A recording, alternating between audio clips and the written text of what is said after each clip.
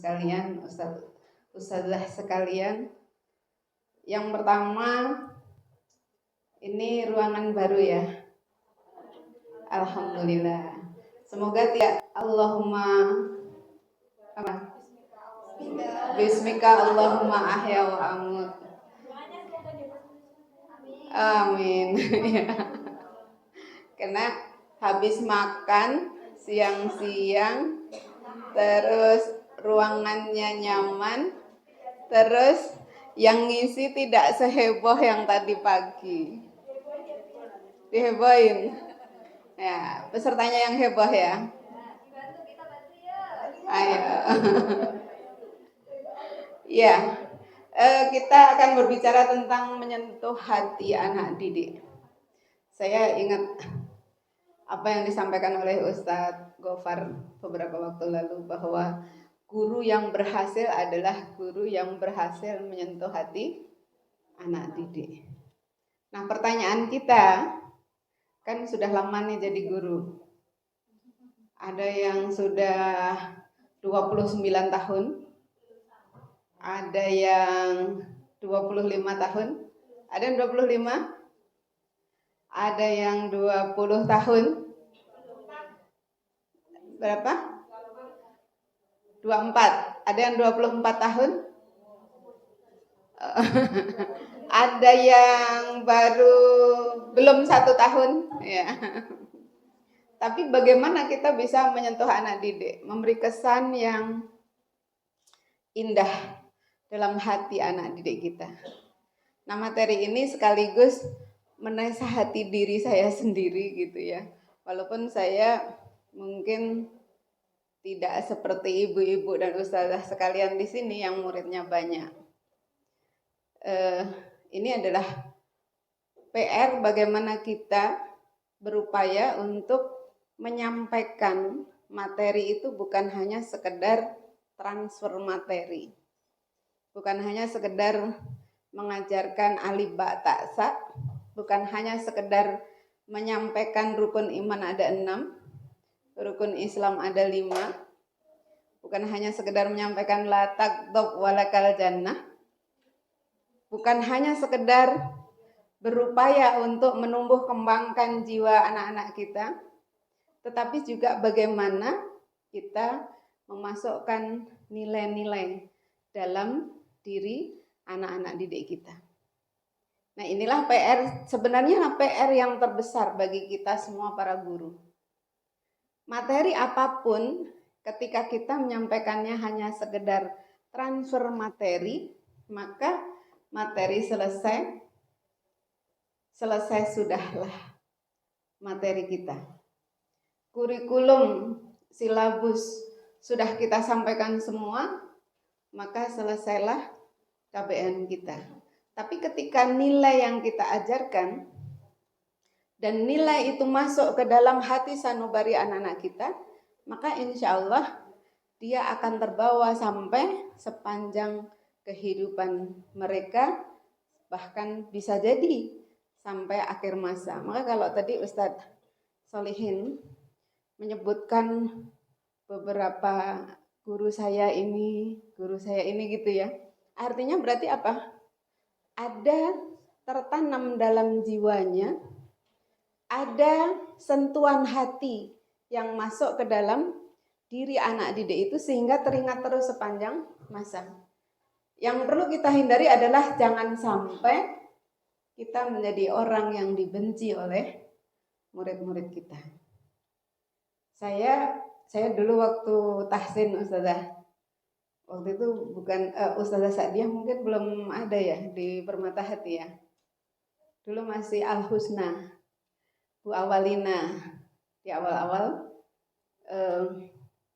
ustazah saya itu sempat membentak gitu ya. Buka mulutnya gitu. Buka mulutnya gitu. Saya teringat ya. Buka mulutnya. Saya orangnya kagetan sehingga saya gitu. Berangkat. Saya terus berangkat saya. Karena saat itu kemudian gini, mungkin ustazahnya melihat saya kaget. Di waktu yang lain teman saya yang sebentar kemudian teman saya yang suruh buka mulutnya itu, yang digituin bukan saya loh ya. Udah anti belajar sama Bu Ari dulu gitu. Waktu itu diajari menyebut lafal Allah gitu. Buka mulutnya Allah. Hah? Ya itu mungkin akan ingat terus sepanjang masa, tetapi tidak menyentuh hati, tapi melukai hati. Beda ya antara menyentuh hati dengan melukai hati. Pernah juga ketika saya di Ma'had Abu Bakar As-Siddiq, Ustazah Dini nggak ada ya. Ustazah Dini itu ustazah favorit saya. Ya, Masya Allah. Masya Allah. Nah, ada ustazah ketika ngabsen, teman-teman saya itu ngobrol sendiri. Waktu itu saya murid tertua di kelas. Ya, karena teman saya adalah anak-anak yang baru lulus SMA. Masuk Ma'had adalah batu loncatan karena mereka tidak diterima SNPTN. Jadi bayangkan, seperti saya ibunya, mereka anak-anak saya. Jadi satu kelas. Pas di absen, kalau namanya A, itu biasanya di absen paling atas. Dan saya memang datang ke kelas, itu niatnya untuk belajar. Jadi saya serius. Saya harus benar-benar memperhatikan materi yang disampaikan oleh ustazah. Karena apa? Karena saya tidak punya banyak waktu untuk mengulang pelajaran. Nah, ketika seorang ustazah lagi ngabsen, teman-teman saya yang masih anak-anak kecil-kecil, anak ABG, ramai. Tiba-tiba brak gitu. Saya lagi kaget. Ya Allah, saya itu waktu bukan hanya kaget tapi sampai gitu. Astagfirullahaladzim gitu. Nah, maka hal-hal yang seperti ini perlu kita perhatikan. Ada anak-anak kecil itu datang ya, dari rumah, ada yang membawa keceriaan, ada yang membawa kesedihan, ada yang membawa kebosanan, ada yang membawa kemalasan. Akhirnya ibu-ibu semua menemui berbagai macam tipe anak ini ya. Jadi bagaimana kita bisa menyentuh hati mereka, tentu butuh teknik, butuh metode. Tapi ibu-ibu saya kira sudah punya metode, itu sudah bejibum lah, sudah sering dipelajari, kecuali yang guru-guru baru. Maka guru-guru baru nanti banyak bertanya ke guru-guru senior ya, bukan guru lama ya, guru senior. Ustazah-ustazah yang di rumah Quran ini pasti juga punya banyak pengalaman ya. Muridnya ada yang gampang, ada yang tidak gitu ya. Ada yang hafalannya cepat, ada yang hafalannya lemot gitu ya.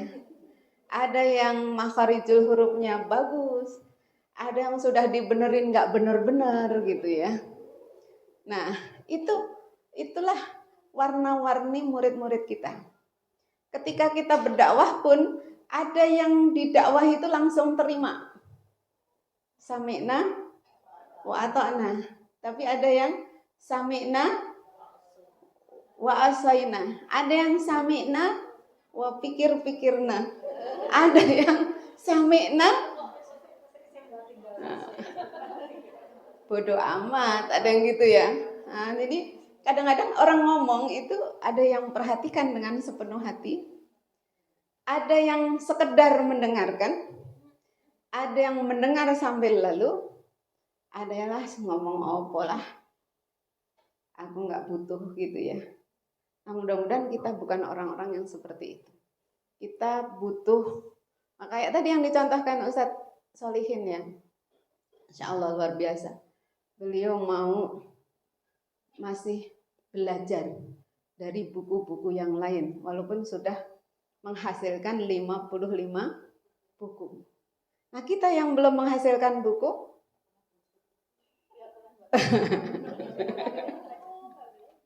iya, iya, saya masih pengen nulis sih. Ini lagi berusaha menulis lagi, mudah-mudahan doakan cepat selesai gitu ya. Tadi sudah nanya-nanya penerbitannya, gitu ya. Karena saya dulu pernah mogok menulis ya, mogok nulis, sudah masuk ke penerbit, ternyata 50% dari buku cetakan kedua dari buku pertama saya ngambil dari calon buku baru. Tidak ngomong ke saya gitu. Akhirnya kok begini caranya gitu ya. Nah itu jadi bikin ini. Nanti kita lanjut, kita dengarkan dulu nasihatnya Mbah Maimun Zubair. Iya. Tadi apa? Jadi guru itu tidak harus, tapi luruskan niat terus menerus. Jadi luruskan niat kita. Bismillah. Dan guru itu luar biasa ya. Kalau yang kita ajarkan diamalkan oleh murid kita, kita akan mendapatkan pahala sebesar pahala yang dia peroleh tanpa mengurangi pahala dia. Jadi bayangkan kalau lagi males itu, capek banget deh, males ke sekolah. Apa aku izin aja ya, gitu misalnya ya. Nah terus ini, ingat, kata Rasulullah kalau saya ngajar dan ilmu yang saya sampaikan dipakai oleh anak didik kita, maka saya akan mendapatkan pahala sebesar pahala yang mereka dapatkan tanpa mengurangi pahala dia. Kalau murid di dalam kelas kita ada 20 anak per tahun, sudah berapa tahun kita kalikan, sampai kemudian dia melaksanakan ilmu itu hingga wafatnya, bayangkan berapa yang kita dapat pahala. Masya Allah. Muridnya berapa Hana? Sudah berapa kira-kira? 2005 sampai 2024 artinya sudah sudah sampai 19 tahun. Kali 15 taruhnya ya. 15 kali 19 tahun berapa? Masih dikali. Wah, yang diajarin kan bukan hanya satu kan? Bukan hanya huruf alif kan? Tapi baca Al-Fatihah, baca An-Nas, baca Al-Falaq, baca Al-Ikhlas, baca apalagi kalau sampai 1 juz. Masya Allah. Banyak sekali pahalanya. Tapi kadang-kadang kita tidak mengingat itu gitu ya. Iya. Kalau kita mengingat itu semangat baik kembali. Walaupun capek. Maka langsung kita ingat, oh ya, faida faragta fansab. Begitu selesai satu amalan, kita bersegera ke amalan yang berikutnya. Akhirnya nggak capek. Tapi kalau kita tidak mengingat hal-hal yang baik seperti itu, kita malas. Lah, gaji guru TK sidik. Mulai sore terus. Iya. Isih piket full day. Isih kudu gawe RPP. Diseneni karo kepala sekolah. Mana kepala sekolah? Ora dihargai. Males kan? Jadi males. Maka luruskan niat kita. Ngajar tahsin, tiba-tiba ini orang disuruh ngomong yang benar aja kok ya susah gitu ya Bu Wiwin ya. Ya Allah, ini muridku yang satu ini Muridnya Bu Wiwin protes, muridnya di sini. Jadi akhirnya apa? Akhirnya adanya sakit hati mulu, ya kan? Tapi ketika kita ingat bahwa murid adalah aset kita di masa depan, maka kita akan berubah pikiran. Nangis-nangis dikit nggak apa-apa. Aset apa? Aset bagi kehidupan masa depan akhirat kita. Karena belum tentu murid itu jadi ngasih bingkisan ke kita kan? Enggak. Belum tentu. Bahkan kadang-kadang terima kasih pun enggak. Mamanya. Nah, tapi gitu ya. Kalau kita ingat tadi, apa yang kita ajarkan lalu dia laksanakan, maka insya Allah itu akan menjadi pahala bagi kita. Siapa tahu dari mulut mereka lah yang mengantarkan kita mengalami kehidupan yang sehat walafiat, disenangi banyak orang, tetangga kita semua sayang, rumah kita juga nyaman kita tempati, dan sebagainya. Berkah. Jadi belum tentu keberkahan yang kita miliki hari ini itu karena usaha kita. Belum tentu kesehatan yang kita punyai hari ini itu usaha kita untuk sehat saja. Usaha sehat itu bagian saja. Doa-doa mulut-mulut anak-anak kecil yang dulu kita ajari boleh jadi. Saya waktu suami saya meninggal itu saya terharu ya.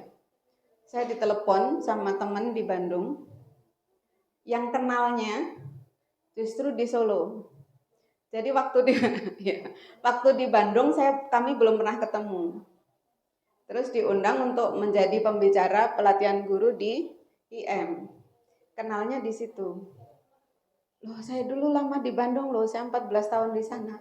Ya Allah kok nggak ketemu gitu ya.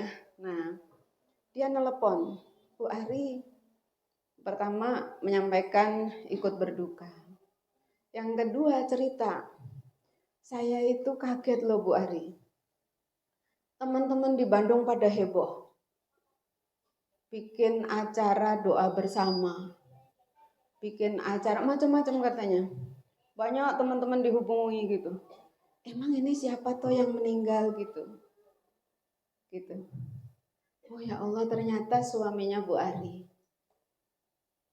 Ternyata teman-teman di Bandung itu berkesan sekali Bu Ari gitu. Sampai teman-teman saya di sana mengatakan bahwa dari beliaulah kami semua menjadi seperti ini hari ini. Dari beliaulah kami semua mengenal Islam seperti hari ini. Nah, saya menangkap, Masya Allah. Berarti apa yang beliau sampaikan masuk ke dalam hati mereka. Tetangga saya di sini, kebetulan beliau, ini bukan cerita, bukan untuk mamerin ya, tapi untuk mengambil pelajaran. Tetangga saya di sini, kebetulan beliau itu setiap hari Ahad mengisi kajian Ahad pagi di Masjid Baitul Qorib. Begitu beliau wafat, kajian Ahad pagi tetap dilanjutkan. Tapi harus mencari 4 ustadz yang lain. Jadi 1 orang dicarikan 4 ustadz yang lain. Salah seorang ibu bilang ke saya, Bu Ari, sudah 4 ustadz yang menggantikan. Tapi belum 1 pun di antara mereka yang seperti Ustadz Syafi'i. Yang bisa menyentuh hati kami. Yang bisa buat kami sadar. Yang bisa buat kami menangis ketika membaca doa. Nah, saya jadi, iya memang. Saya sebagai istri merasakan betul bagaimana ketika beliau menyampaikan materi. Bagaimana ketika beliau membaca doa. Bahkan kadang-kadang lagi masih materi itu, di barisan ibu-ibu tuh sudah pada gitu. Apalagi kalau sholat jadi imam gitu ya. Jadi hal seperti ini apa sih rahasianya gitu ya. Kenapa sih bisa begitu gitu ya. ketika beliau menyampaikan segala sesuatu, kadang malah saya ikut itu, Umi nggak usah ikut gitu. Nah, kenapa? Karena saya udah sering dengar materi itu misalnya ya. Nah, tapi kadang-kadang saya Umi ikutlah, kalau saya lagi longgar juga saya ikut gitu ya.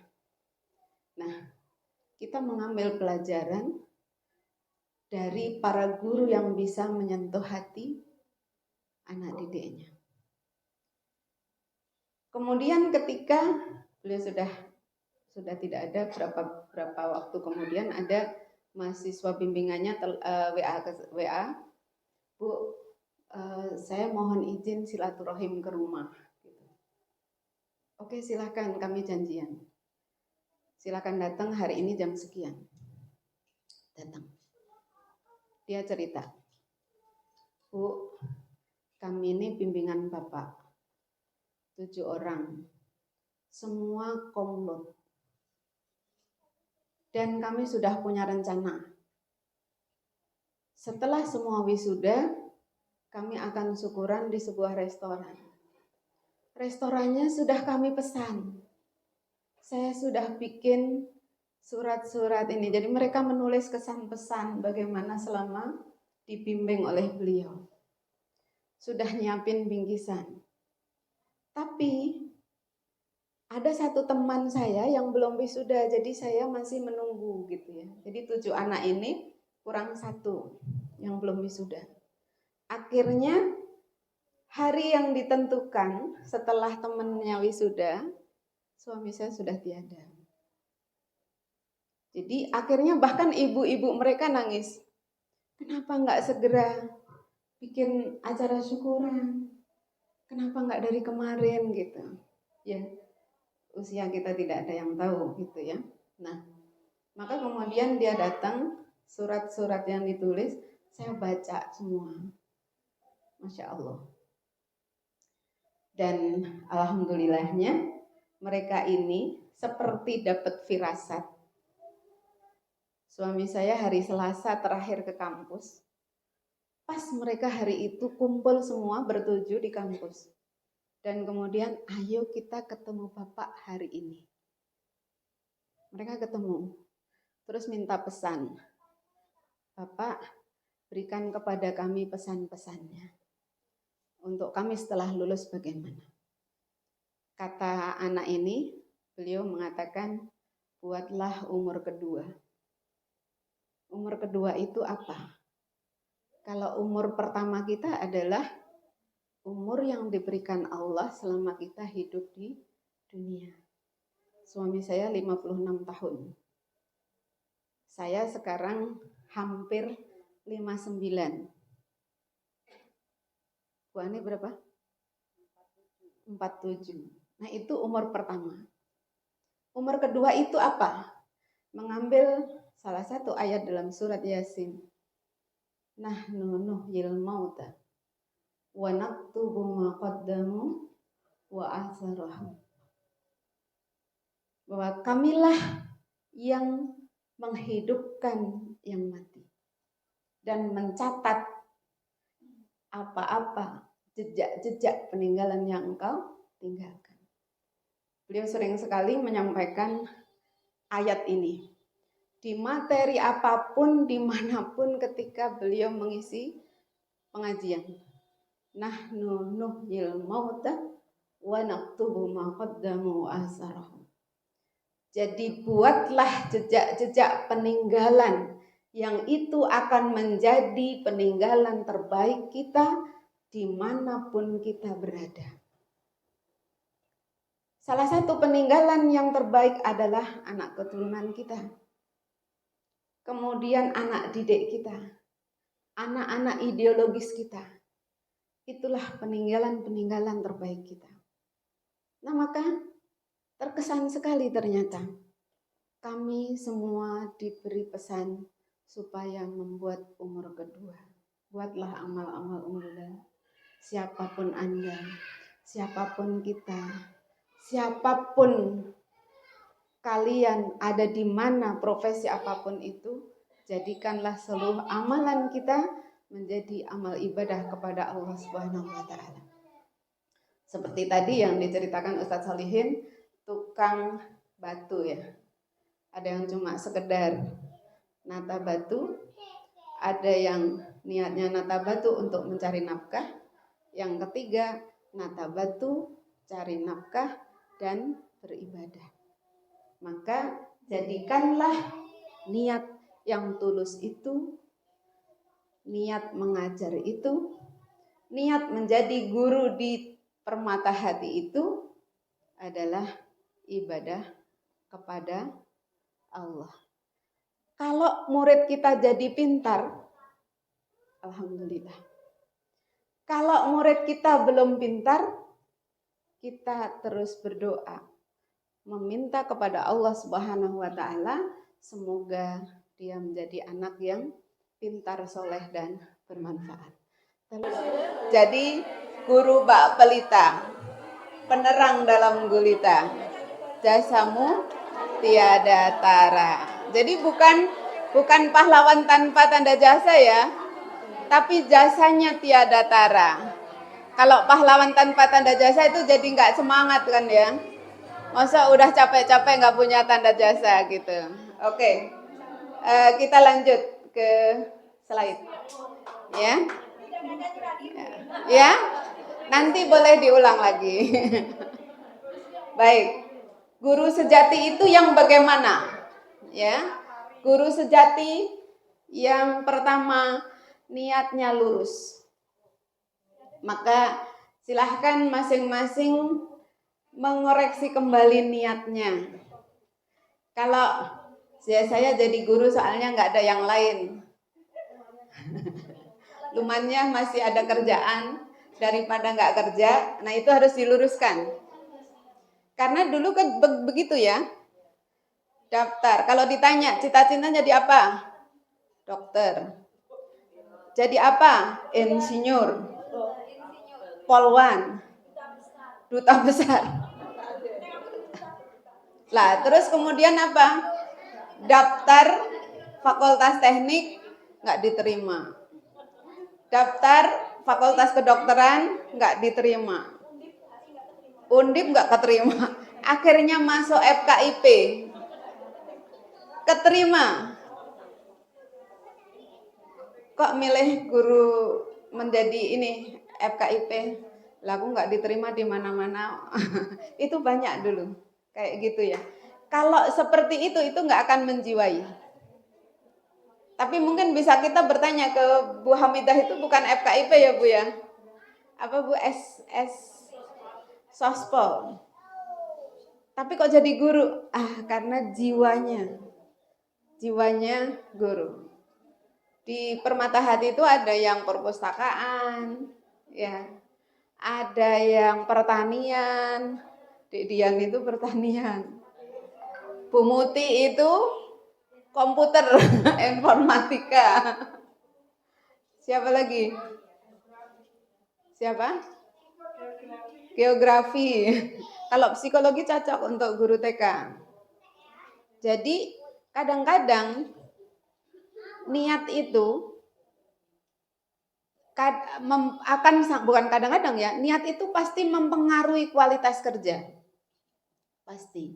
Kalau niatnya lurus, maka insya Allah amalnya akan lurus. Dan setiap amal yang kita laksanakan bagi seorang muslim, tadi sudah disebutkan oleh Ustadz Solihin, yang pertama nasrul fikrah. Guru itu punya lahan yang luas untuk nasrul fikrah. Menyebarkan pola pikir. Menjadi anak muslim yang mutakamil. Menjadi anak muslim yang cerdas, kuat, pintar. Nah ini nasrul fikrah. Kemudian apa? Tamiyatul kafa'ah. Mengembangkan kafa'ah. Mengembangkan kapasitas. Tadi katanya kembangkan kapasitas buat nambah isi tas. Nah, kalau kapasitasnya nambah, isi tasnya akan nambah. Kerasa sih. Saya dulu waktu baru S1, kalau ngisi di mana gitu, walaupun saya tidak berharap, sungguh saya tidak berharap. Tapi begitu di belakangnya itu MPD, itu beda. Apalagi sekarang di depannya ada, itu beda lagi.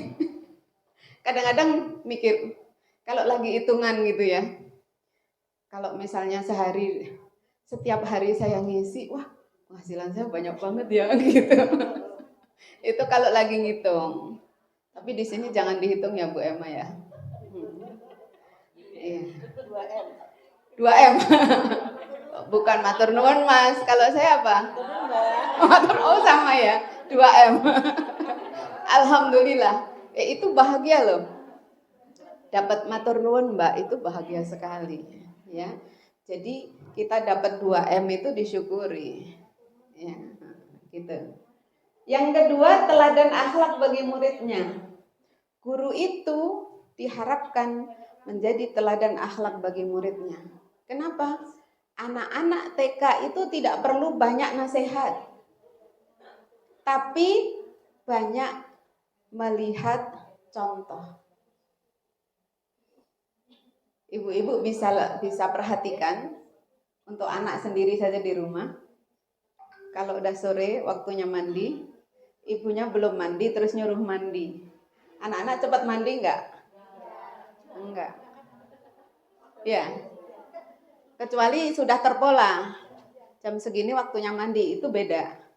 Tapi kalau belum terpola, kita nyuruh sesuatu yang belum kita lakukan, itu tidak langsung dilakukan. Mas, ayo belajar, besok tes. Tesnya matematika itu susah loh. Kalau nggak belajar nanti nggak bisa ngerjakan. Saya sering dengar kayak gitu. Tapi ibunya main HP. Jawab BA.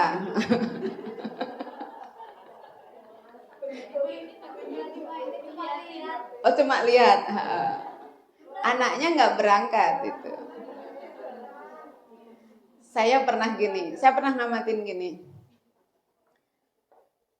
Saya waktu itu Sophie masih usia 8 tahunan ya. 8 tahun, antara 8 9 tahun. Dia saat itu sudah saya wajibkan sehari minimal baca setengah juz Al-Quran. Terus suatu hari tiba-tiba itu baru sebentar ngaji berhenti. Shadaqallahul azim. Kok udahan ngajinya? Kenapa? Nggak tahu. Nggak apa-apa. Gitu. Udah nggak ngaji lagi. Oh ya, saya ngajinya belum sesuai target. Jadi belum sampai target yang saya sudah merasa capek, saya berhenti. Maka saya kemudian menulis, anak adalah cermin. Cermin apa? Cermin orang tuanya. Nah, dan coba amati. Kadang-kadang sesuatu yang kita kerjakan di belakang pandangan mereka, di belakang pandangan anak-anak kita. Jadi artinya anak-anak kita nggak lihat sebenarnya. Tapi kita mengerjakan itu. Suatu saat kita akan lihat anak kita mengerjakan itu. Betul. Betul. Karena dia cermin kita. Jadi kalau mau lihat anaknya, lihat orang tuanya. Ini jadi introspeksi diri. Kalau anak-anak itu masih di bawah asuhan kita 100%. Beda kalau anaknya sudah dewasa ya. Karena sudah dicampuri pemikirannya, rencana hidupnya, aktivitasnya dan sebagainya. Tapi kalau anaknya masih semua full dalam asuhan kita itu begitu. Nah, Hasan Al-Basri mengatakan akhlak yang baik adalah ramah, dermawan dan bisa menahan amarah. Bu guru itu ramah itu modal yang sangat tinggi. Walaupun nggak pinter ngajar, kalau ramah itu udah disenengin. Tapi kalau judes, itu udah nggak seneng. Ramah ya, tapi bukan berarti ketawa-ketiwi ya. Kemudian dermawan. Dermawan, aku nggak bisa dermawan, gajiku kecil gitu ya. Nah, ya bersedekah dengan tabassumuka fi wajhi akhika sadaqah. Nah, maka senyumlah, beri senyum. Jadi ramah, dermawan. Ada seorang akhwat bilang, cerita di hadapan kami. Saya dulu sangat terkesan ketika murabi pertama saya ngasih buah apel sebutir. Sebutir loh, bukan sekilo. Sebutir. Dia ngambilnya. Saya peragakan. Jeruk aja. Ini khusus untuk Mbak Ani. Gitu ngomongnya, apel ini khusus untuk Mbak Ani. Terkesan banget. Saya pernah pas halakoh itu, saya ngupas jeruk. Jeruknya cuma sedikit, jadi nggak cukup satu orang satu. Saya kupas satu.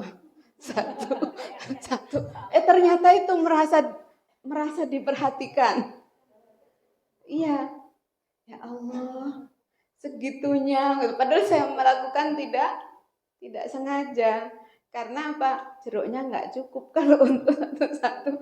Maka saya kupasin, saya bagiin yang sudah terkupas gitu. Nah, hal-hal seperti ini kan sepele ya.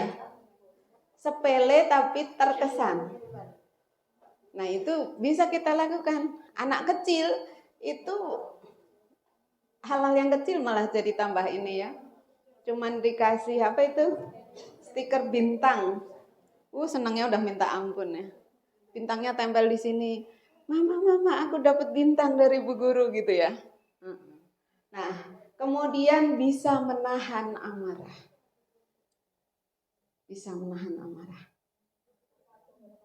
Bagaimanakah kita? Kita termasuk golongan orang-orang yang bisa menahan amarah? Insya Allah. Ya. Maka kalau udah marah di ubun-ubun, jangan ngadepin anak. Nyingkir dulu. Kan saya juga tahu sih anak-anak di TK Permata Head itu ada yang suka pecicilan, ada yang petakilan, ada yang banyak keluar kelas ya. Ada yang luar biasa gitu ya. Maka ada apa? Ada yang mutungan, ada yang ngompolan ya. Ada yang apa? Ada juga. Astagfirullah. Ya itu. Maka di situ kita harus berupaya bisa menahan amarah. Yang berikutnya, komunikasinya baik. Kalau komunikasi dengan anak kecil itu kan ada tekniknya ya. Sejajarkan mata dengan mata anak kita. Kita pun kalau diajak komunikasi nggak dilihat itu juga nggak enak kan? Misalnya gini, Bu Ani, assalamualaikum. Nah, Bu Ari ngopo ngajak salam tapi orang gitu kan? Kayak gitu. Tapi kalau begini, Bu Ani gimana kabarnya? Alhamdulillah. Seneng kita. Kita ngomong, diperhatikan, wajahnya lihat kita, itu kita merasa dihormati. Begitu pula anak-anak kita ya kan? Maka komunikasi ini jadi kunci juga. Memberikan kesan. Ya, memberikan kesan. Jangan kadang gini, kalau kita salah ngomong, itu jadi bikin luka. Sering gitu. Apalagi ke anak gitu ya. Nah, yang berikutnya selalu membangun kebaikan. Positive thinking. Punya apa? Pokoknya berpikir positif lah. Jangan negatifnya terus gitu ya. Yang berikutnya terus belajar memperbaiki diri. Kita guru itu harus selalu belajar memperbaiki diri. Harus selalu. Berikutnya, Bu. Nah, bekalnya apa? Yang pertama al-fahmu. Ini bagian dari ini ya, dari muasofat. Tapi saya ngambil sedikit aja. Al-fahmu. Untuk guru apa? Memahami materi. Aku mau ngajar apa ya? Ngajar itu kalau punya bekal, itu gampang.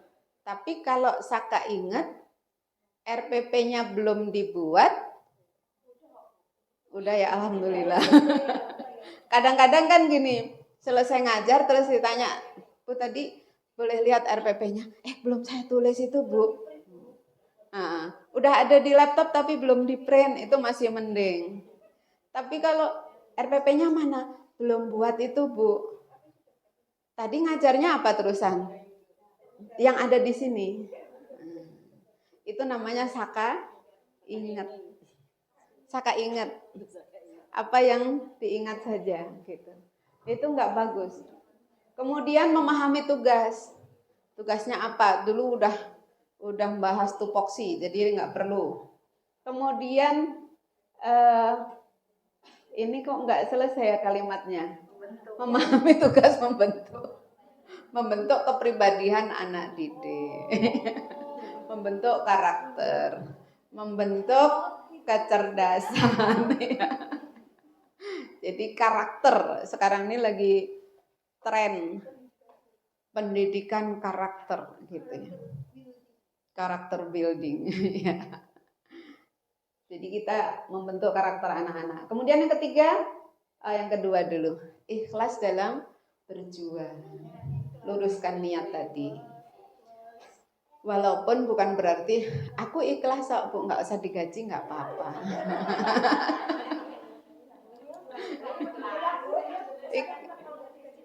Begitu ya. Ikhlas kok. Insya Allah yayasan paham lah. Masuk membiarkan. Malah yayasan itu bercita-cita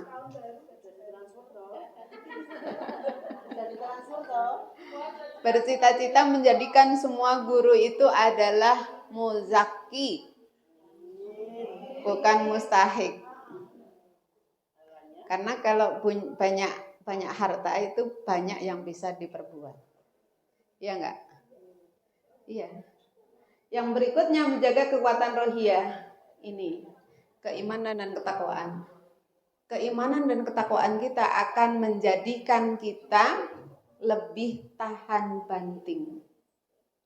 Kalau ketakwaan dan keimanan kita kuat, maka insya Allah kita tidak mudah putus asa. Apapun kondisinya, apapun tantangannya, kita akan terus bangkit. Maka mari kita kuatkan keimanan dan ketakwaan kita. Jadi kalau keimanan ketakwaan itu kita miliki, itu betul-betul bekal yang luar biasa. Maka fatazawwadu fa inna khairaz zadi taqwa. Berbekallah kalian dan sebaik-baik bekal adalah takwa. Takwa kepada Allah Subhanahu wa taala. Yang keempat, jiddiyah, bersungguh-sungguh dalam mendidik. Jadi enggak seenake dhewe. Bu Un itu sering WA saya.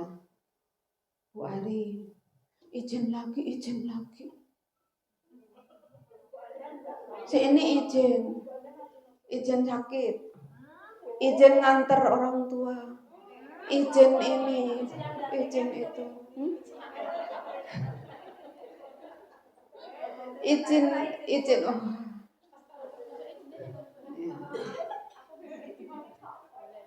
Ya. Jadi kenapa kalau seperti itu tuh rekan kerja pun udah nggak nyaman. Ya. Izin lagi. Capek sendiri rekan kerja. Apalagi kepala sekolahnya gitu ya. Pusing saya Bu gitu ya. Pusing. Yang pengurus yayasannya dilaporin, sabar Bu, sabar.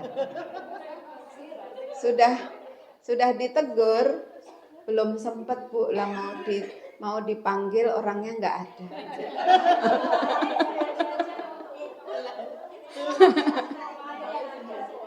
Ya. Ya. Jadi marilah kita tingkatkan jiddiyah kita, kesungguhan kita dalam menunaikan amanah. Pandanglah bahwa amanah mengajar ini adalah amanah Allah. Bukan amanahnya Bu Uun, bukan amanahnya Bu Evi, bukan amanahnya Bu Wina, bukan amanahnya Erki sementara belum punya pimpinan baru ya. Insya Allah mudah-mudahan segera ya, mudah-mudahan ya. Belum, bukan juga amanahnya yayasan, tapi ini amanah Allah. Itu akan bersungguh-sungguh kita. Ya, Mbak Fania. Saya bersyukur loh dapat Mbak Fania ya. Rumahnya dekat, ngajarnya bagus. Apalagi? Ngajinya bagus, orangnya ramah. Jangan terbang ya. Jangan tambah gede. Tadi kan apa? Apa tadi? Yel-yelnya tadi? Big is powerful. Medium is wonderful. Small is beautiful. Yuk. Big is powerful. Medium is small is semua beautiful. Dan semuanya apa? Powerful. Jadi semua harus punya kekuatan. Punya jiddiyah yang tinggi gitu ya. Baik, yang berikutnya mendidik dengan sepenuh hati. Hadirkan hatimu untuk anak didikmu gitu ya. Jadi apa? Kalau hadir ke sekolah itu ya sepenuh hati kita gitu.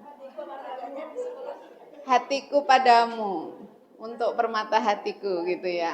Masya Allah.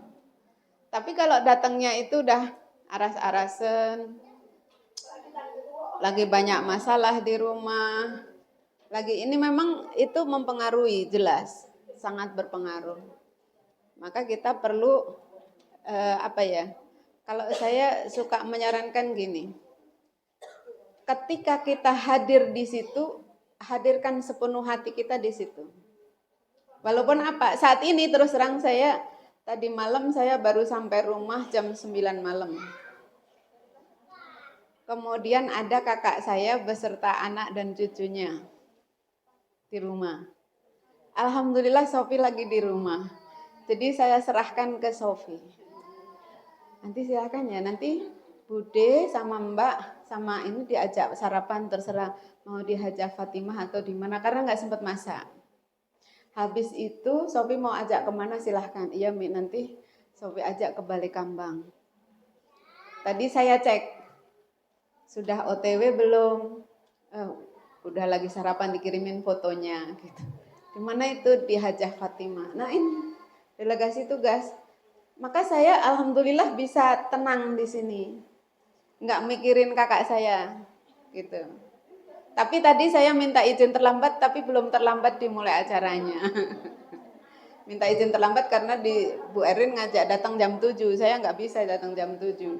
Jam setengah 7 tetangga saya datang ngajak diskusi untuk acara nanti malam. Ternyata di rumah sampai jam 7.23. Jadi jam 7.23 baru selesai gitu ya. Jadi hadirkan hati kita ketika kita berada di dalam amanah yang sedang kita emban. Jadi guru hadirkan hati pada saat mengajar. Yang berikutnya senantiasa mendoakan siswa. Sudah? Alhamdulillah. Sudah mendoakan siswa? Alhamdulillah. Saya doanya, salah satu doa saya untuk keluarga besar. Jadi saya kalau membaca doa, saya sebut, karena nggak mungkin satu-satu untuk Bu Ani, untuk Bu Emma, untuk Bu Irna, untuk Bu Ica, untuk Bu Sam, nggak mungkin begitu. Maka untuk keluarga besar YBM Permata Hati, gitu. untuk keluarga besar Insan Mulia, untuk keluarga besar Karimah Cita, untuk keluarga besar Raudatul Ilmi, untuk keluarga besar Salimah, untuk semua tetangga saya ya Allah, nah, gitu.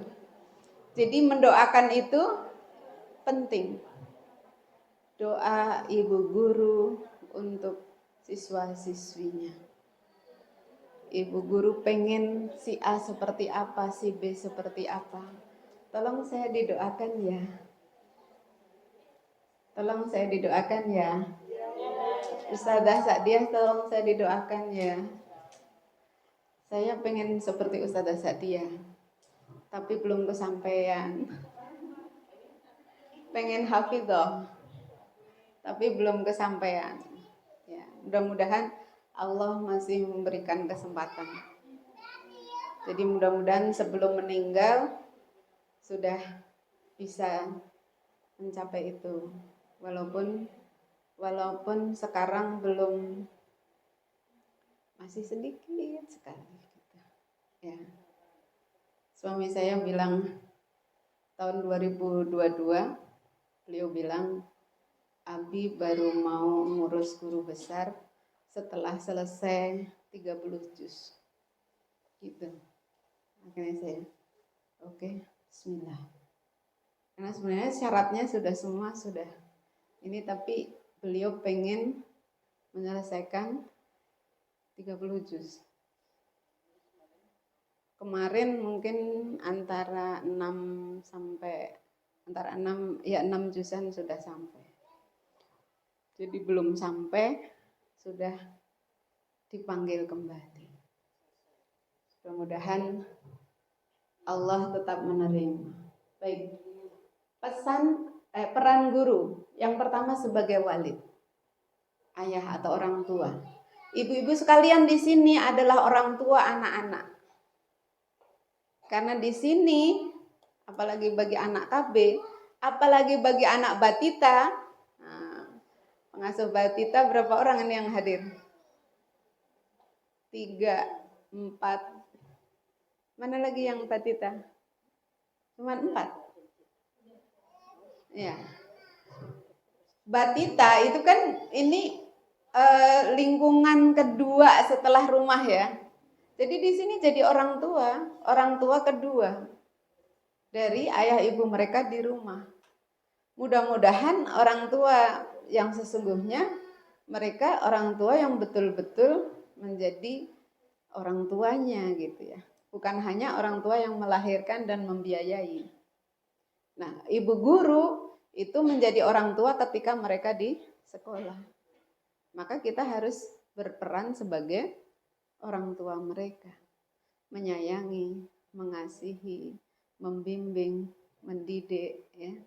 Kemudian apa? Sebagai qiyadah, pemimpin dalam bidang organisasi dan kerja.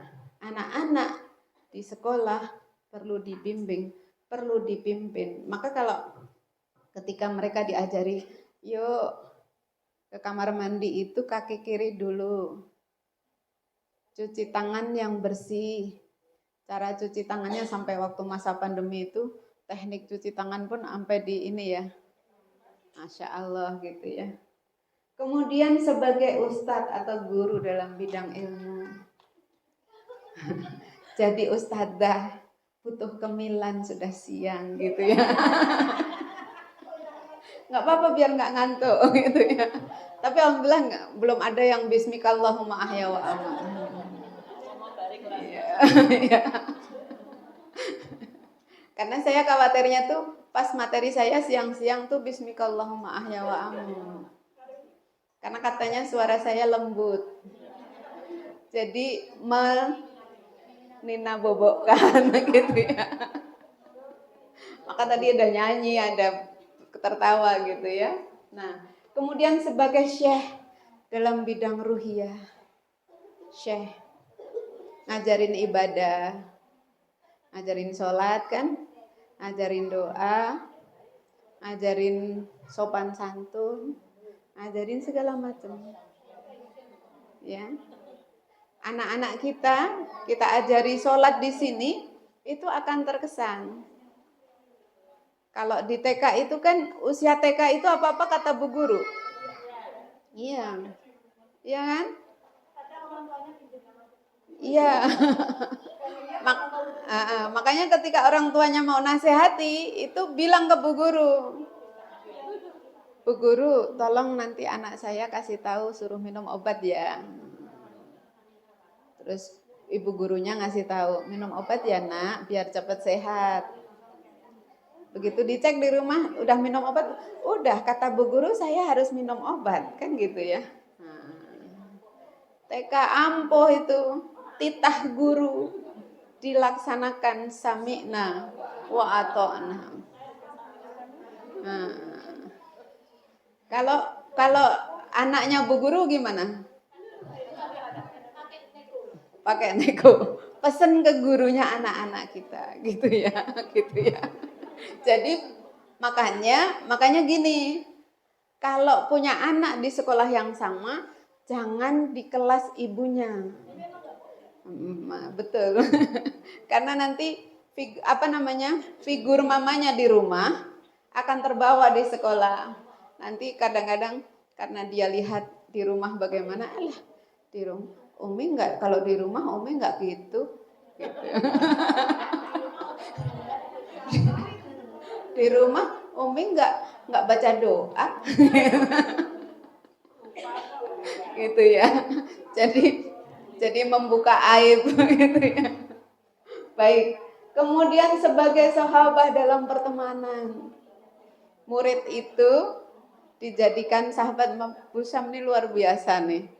Pagi-pagi datang foto cekrek di upload di Facebook, itu anak-anak pasti senang itu. Dan yang ngajak mereka kan. Dan yang senang bukan hanya anaknya, tapi juga orang tuanya. Ibu guru anak saya ini luar biasa perhatiannya gitu ya. Nah, kayak nanti kalau bu guru ngirim foto, terus anaknya nggak ada, itu ditanyakan sama orang tua, gitu ya. Iya, anak saya di mana gitu. Lanjut Bu. Oke, bagaimana menyentuh hati anak didik? Ini sekarang pusat kita. Bagaimana menyentuh hatinya? Yang pertama, miliki al-mahabbah al-khalisah.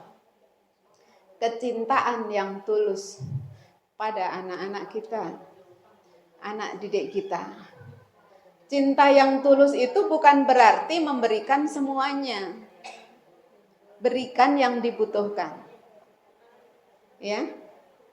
Cinta yang tulus itu bukan berarti tidak pernah melarang.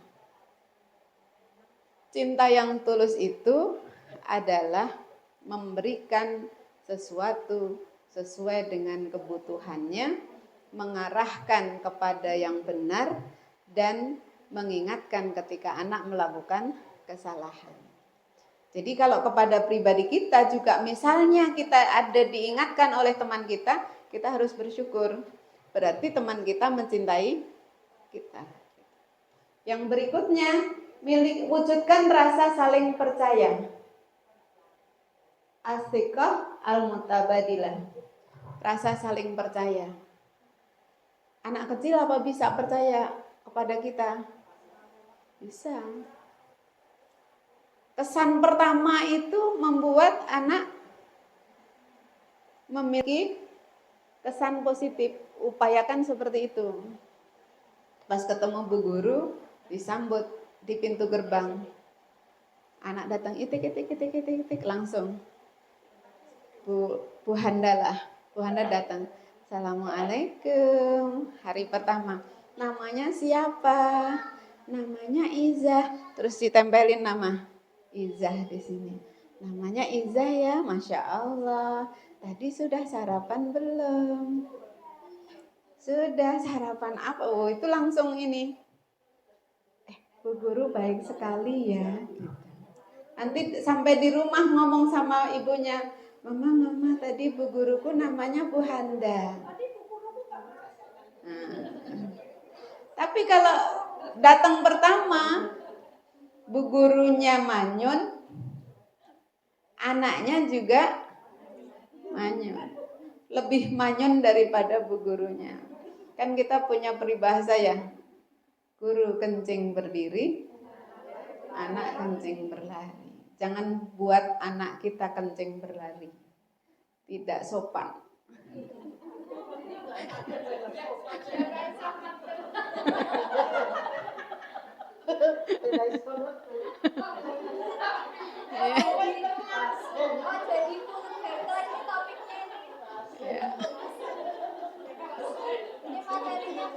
Ya. Jadi oke. Jadi marilah kita buat anak didik kita percaya pada kita. Bahwa dia aman bersama kita. Bahwa dia akan mendapatkan ketenangan bersama kita. Bahwa dia akan mendapatkan wawasan baru bersama kita. Untuk membuat percaya itu kan nggak mudah ya. Jadi kayak namanya ngaji itu perlu, sikoh itu perlu. Percaya kepada guru itu perlu. Guru percaya kepada muridnya juga perlu. Maka buatlah dia percaya bahwa nak kamu aman di sini. Nak kamu akan tenang di sini. Nak kamu akan bahagia bersama bu guru dan seterusnya. Begitu.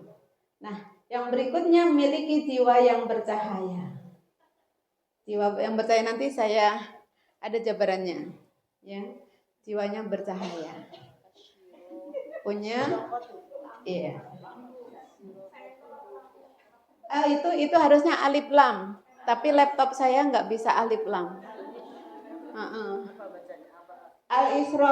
Al-Isroqatur Ruhiyah. Jadi bercahaya ya. Harusnya alif lam tapi alif. Itu. Jadi miliki jiwa yang bercahaya. Kalau jiwanya bercahaya, dia akan bisa menyalurkan cahayanya kepada orang lain. Tapi kalau tidak bercahaya, nggak bisa. Maka kalau ruhiyah kita kuat, insya Allah, saya sendiri merasakan. Ketika saya mengisi sebuah acara, mengisi pengajian itu misalnya, kalau ruhiyah saya lagi bagus, itu rasanya beda dengan ketika saya ruhiyahnya lagi tidak bagus. Gitu. Ya Bu Tuti ya. Kerasa kan ya? Jadi kalau kita jiwanya lagi stabil, sedang tenang, sedang enak, itu akan bagus gitu ya. Yang berikutnya jadilah teladan akhlak tadi sudah masuk. Yang kelima, milikilah al-quwah al-iqna'iyah. Kemampuan meyakinkan. Orang kalau sudah percaya itu gampang yakin. Tapi hati-hati figuritas. Ya. Kalau sudah percaya, gampang yakin. Maka tadi anak kecil, anak TK itu apa-apa bu guru, karena yang dia lihat itu bu guru meyakinkan di sekolah. Senang jadinya. Maka apa-apa kata bu guru. Jadi hati-hatilah guru TK. Yang berikutnya lakukan KBM dengan at-tariqah at-tashwiqiyah. Metode yang menyenangkan. Ibu guru sudah tahu semua metode yang menyenangkan itu seperti apa. Jadi nggak perlu dibahas. Monggo. Ya. Yang berikutnya, jiwa yang dipercaya itu apa? Kalau tadi Ustadz Solihin punya 2M, ini 5M. 5M. Yang pertama muahadah kita kepada Allah Subhanahu wa taala. Setiap hari setidaknya kita berapa kali bersyahadat ya?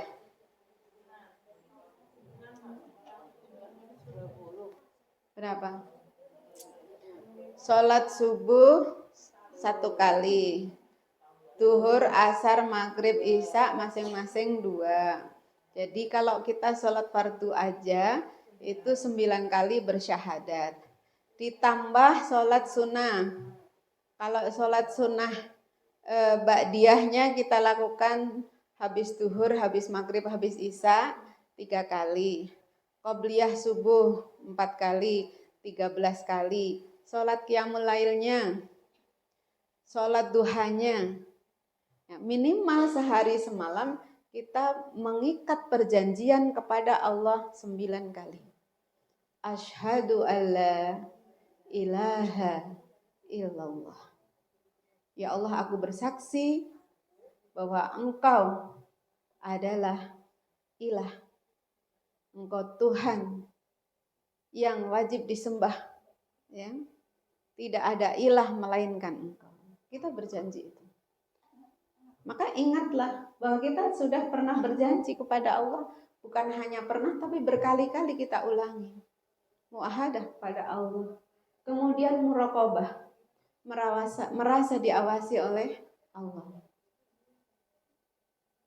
Alhamdulillah materi saya tentang membangkitkan jiwa muraqabatullah kepada anak itu sudah dilihat lebih dari 800 kali. Boleh nanti di searching di kajian selikuran Salimah Jawa Tengah. Membangkitkan jiwa muraqabatullah pada anak. Bagaimana supaya anak memiliki jiwa merasa diawasi oleh Allah. Di YouTube itu juga buat diri kita tentu ya. Kalau kita merasa diawasi oleh Allah, maka kita akan menjalankan amanah itu dengan sebaik-baiknya. Tidak asal menjalankan. Karena kita tahu bahwa ini diawasi oleh Allah. Bismillah gitu. Kemudian muhasabah, evaluasi dan koreksi diri. Tilawah kita berapa? Targetnya dari rumah Quran tilawahnya berapa, Ustazah? Satu hari berapa? Enggak ada target. Dikembalikan ke individu masing-masing. Bu Ana kemarin targetnya berapa ya? Setengah juz. Setengah juz ya. Di mutabaah setengah juz. Ya, kalau targetnya yayasan setengah juz, buat target pribadi 2 kali lipat minimal. Ya Bu Win ya. Di tauhid, di buku tauhid yang materi di Ma'had Abu Bakar itu kan kewajiban muslim 1 hari minimal 1 juz membaca Al-Quran. Maka yang bacanya masih gerudal geradul itu insya Allah akan menjadi lancar dengan membaca banyak. Tadi semakin banyak aktivitasnya, semakin perbanyak baca Al-Quran, maka insya Allah akan semakin mudah urusannya. Kalau logika kita kan enggak, semakin banyak baca Al-Quran, waktunya semakin banyak, pekerjaanku enggak selesai-selesai gitu kan. Tapi ternyata enggak. Maka dibalik, ngaji dulu baru kerja. Maka insya Allah pekerjaannya jadi gampang. Gitu. Tapi kalau kerja dulu, baru ngaji, kerjaannya nggak selesai-selesai, ngajinya nggak jadi. Gitu ya. Iya kan?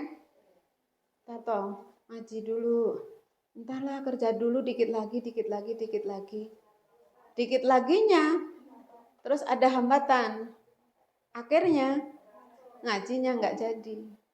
Maka ngaji dulu. Ya. Kemudian apa lagi nih? Ya ini biasa. Selalu berzikir, menangis takut karena takut pada Allah, melakukan ibadah sunnah. Mu'aqabah, menghukum diri sendiri. Menghukum diri sendiri itu ketika kita bikin target misalnya. Ya. 1 hari harus misalnya berapa juz baca Al-Quran. Ternyata hari itu enggak selesai. Maka kita tetapkan menghukum diri sendiri. Misalnya hukumannya apa? Hukumannya yang termudah bayar besok gitu ya. Nyaur utang ya.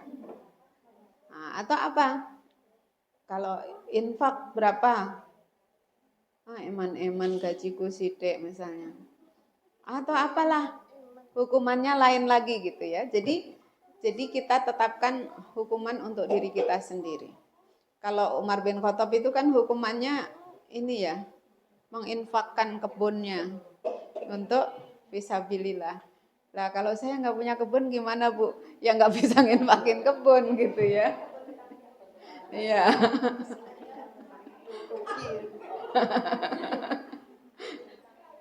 Iya.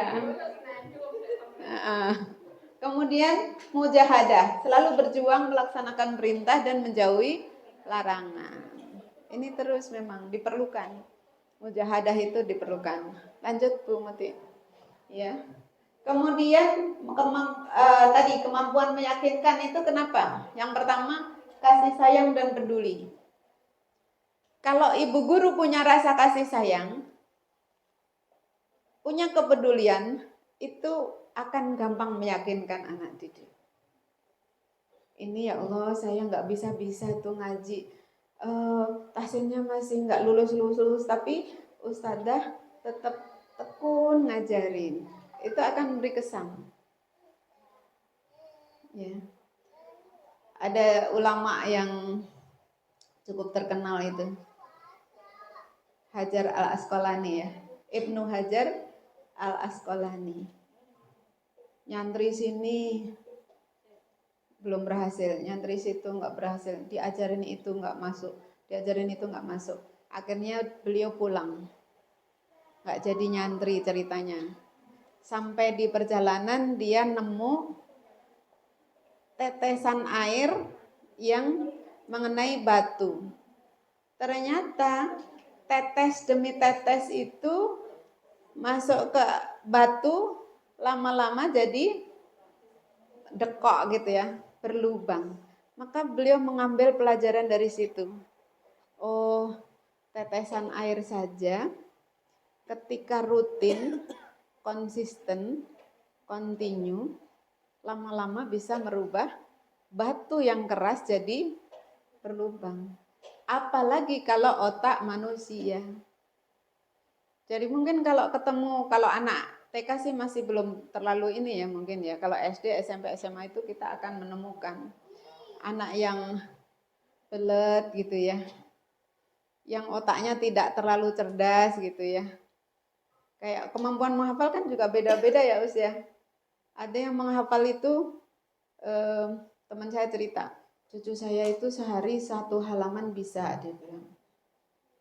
Ada yang malah 1 kali baca hafal.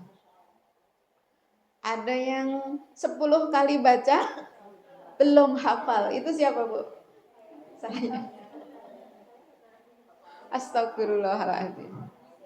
Maka baca aja, baca gitu ya. Jadi kalau almarhum Ustadz Mu'in dulu kan memperkenalkan metode, kalau usianya sudah sepuh itu pakai metode makro saja Bu gitu ya. Baca sebanyak-banyaknya gitu. Kayak itu loh, orang Betawi itu kan, ibu-ibu Betawi itu sebenarnya nggak ngapalin, tapi hafal karena kebiasaannya.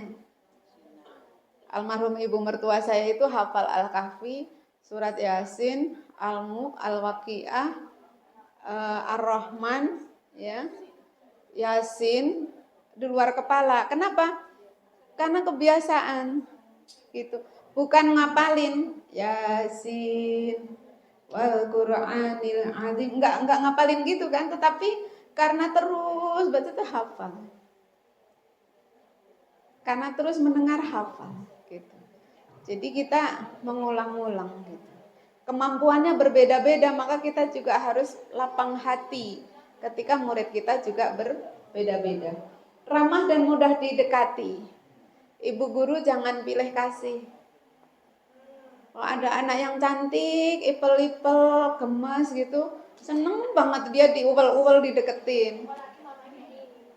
Tapi kalau ada anaknya yang banyak umbelen gitu ya, cici gitu ya. Nah, jadi kita harus ini ya, nggak boleh pilih kasih. Walaupun memang manusiawi ada jijik-jijiknya gitu ya. Iya. Kemudian banyak mendengar dan memberi solusi. Tidak cukup mendengerin, tapi beri solusi. Tapi kadang-kadang apa? Ada orang yang cukup didengar saja. Ya kan? Hari Jumat lalu 1:30 sampai jam 3 Ada orang kan tiba-tiba menghubungi saya, Bunda, perkenalkan nama saya ini. Saya temennya Bu ini. Bolehkah saya silaturahim? Terus langsung nentuin selain hari Sabtu dan Ahad. Tadi iya, tadinya saya mau ngasih Sabtu pagi. Lah, selain Sabtu dan Ahad. Alternatif satu-satunya hari Jumat jam 1:30 sampai jam 3. Dia benar datang. Baru ketemu pertama, perkenalan sebentar, cerita sampai bercucuran air mata. Nah, kenapa bisa begitu gitu ya? Itu karena percaya. Percaya bahwa saya bisa diajak curhat. Nah, yang berikutnya apa yang saya lakukan? Saya dengerin curhatnya. Saya nggak ngomong apa-apa. Lama dia cerita, gimana ceritanya, sampai mingsek-mingsek gitu ya. Saya dengar. Setelah itu baru apa? Pas dia bertanya, kira-kira baiknya gimana ya Bunda? Baru saya ngomong, maafkan, doakan, kemudian kuatkan, gitu ya. Langsung gitu. Jadi kalau kita meyakinkan itu, salah satu caranya banyak mendengar, lalu beri solusi. Jadi kalau anak-anak datang sampai sekolah cerita, Bu guru, tadi aku sarapan sama ini pakai bubur, ada ayamnya, ada ini gitu, dengerin dulu. Oh iya tuh, enak enggak? Enak. Bu guru dikasih enggak? Udah habis. Itu mendengar ya. Kalau bu guru temanku mukul, yang mana gitu? Ya ngadu, dengarkan dulu gitu. Nah, oke, yang keempat, interaksi yang luas dan berkomunikasi dengan baik. Banyak berinteraksi, jadi nggak dibiarkan. Yang berikutnya, mampu memotivasi dan menginspirasi, adil dan tidak pilih kasih, humoris tapi tegas. Suka bercanda tapi tegas. Jadi kalau jadi guru itu kita memang perlu apa? Ya bercanda, ada bercandanya, tapi punya ketegasan. Jangan terlalu jual mahal. Aku nih gurumu loh. Bu guru loh, ini bu guru. Aku nih ustadzahmu. Tahu nggak? Udah gitu langsung sekali lagi plak gitu. Itu nanti nggak jadi deket, nggak menyentuh hati tapi melukai hati. Jadi jangan sampai jadi guru yang melukai hati. Luka hati itu susah diobati, ya. Akibatnya apa? Akibatnya merusak tatanan. Lanjut Bu Muti. Nah ini quote juga ya. Jadilah teladan yang baik. Hasan Al-Basri rahimahullah berkata, tolong bacakan Bu Ani. Hasan Al-Basri rahimahullah berkata, barang siapa dari kalian yang bisa menjadi teladan yang baik bagi keluarganya, kaumnya, dan selain mereka, maka lakukanlah. Karena sesungguhnya tidak ada satu kebaikan pun yang dicontoh darimu, kecuali engkau akan mendapatkan bagian pahala padanya. Ya. Musannaf Ibnu Abi Syaibah nomor 36.469. Iya. Jadi kalau bisa memberi teladan yang baik, baik itu bagi keluarga, bagi kaumnya, dan selain mereka, lakukanlah. Ya. Kenapa? Karena sesungguhnya tidak ada satu kebaikan pun yang dicontoh darimu, kecuali engkau akan mendapatkan bagian pahala darinya. Jadi insya Allah kebaikan kita sekecil apapun, ketika itu dicontoh oleh orang lain, maka insya Allah kita akan kebagian pahalanya. Lanjut, ganti yang membaca, kayaknya Dek Dani ya. Enggak ngantuk sih dia. Ini tadi diskusi. Keteladanan seorang guru adalah sesuatu yang bukan sebuah pilihan, tapi ia adalah sebuah keharusan. Kurikulum yang istimewa, fasilitas pendidikan yang lengkap, kesiapan generasi untuk belajar tidak akan banyak menghasilkan ketika pendidik tidak disiapkan sebaik-baiknya. Kiai Budi Ashari RSI. Ya, beliau ini pegiat ini ya, pendidikan anak ala Rasulullah ya, Sirah Nabawiyah. Dulu ada di Trans 7 ya. Sekarang masih ada nggak? Saya nggak pernah lihat TV lagi sih, nggak tahu jadinya. Ya, jadi keteladanan seorang guru adalah sesuatu yang bukan sebuah pilihan.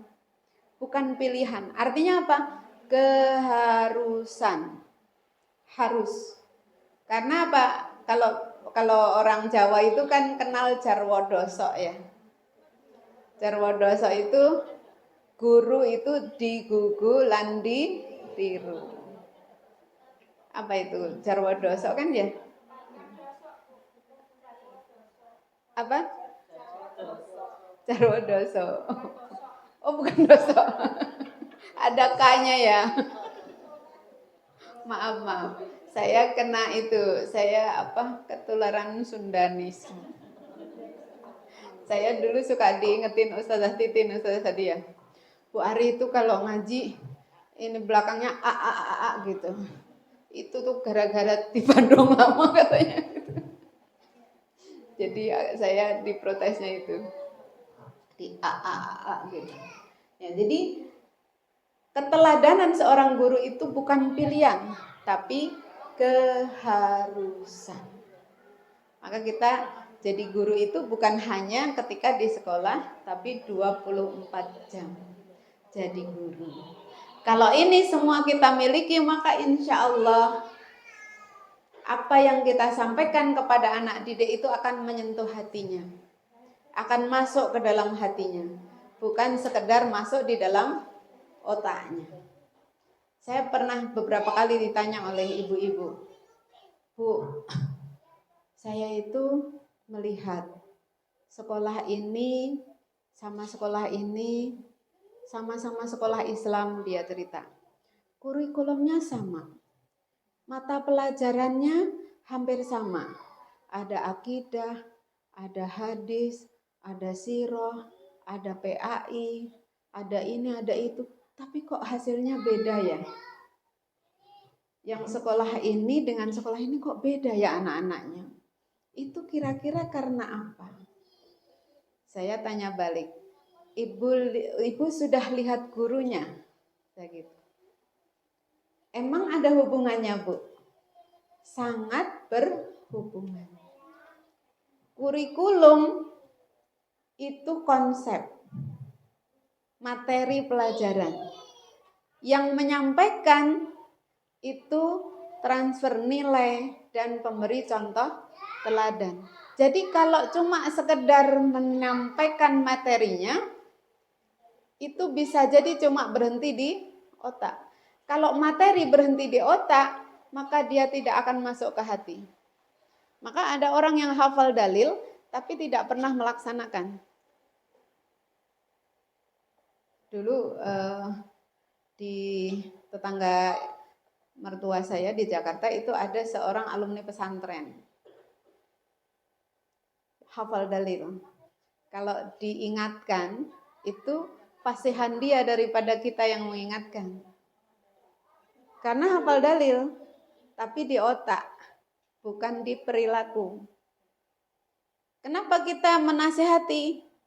Karena perilakunya menyimpang, tidak sesuai dengan hafalan dalilnya gitu. Jadi dia alumni pesantren tapi istrinya kena penyakit kelamin. Dokternya bingung, ibu kan pakai jilbab, kok kena penyakit ini? Dari mana? Istrinya nangis, saya nggak tahu dari mana ya dok gitu.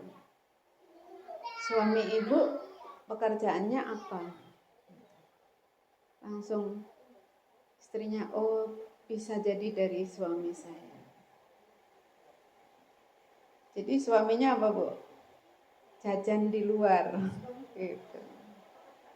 Jajan di luar akhirnya menularkan ke istrinya itu.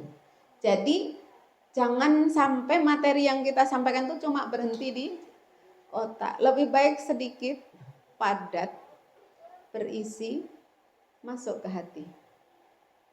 Bukan sekedar berhenti di otak. Nasihat itu kalau masuk dari telinga kanan keluar telinga kiri masih mending.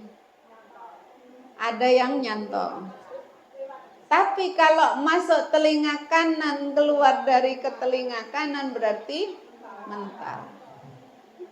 Telinga kiri nggak dilewati. Gitu ya. Nah, kalau murid itu percaya kepada kita, maka nasihat kita bukan sekedar masuk telinga kanan keluar ke telinga kiri, tetapi masuk ke telinga kanan, meresap ke dalam hati, lalu dilaksanakan. Betapa bahagianya kita ketika kita punya murid yang seperti itu. Ya, maka disitulah kita berhasil menjadi guru yang bisa menyentuh hati anak didik kita.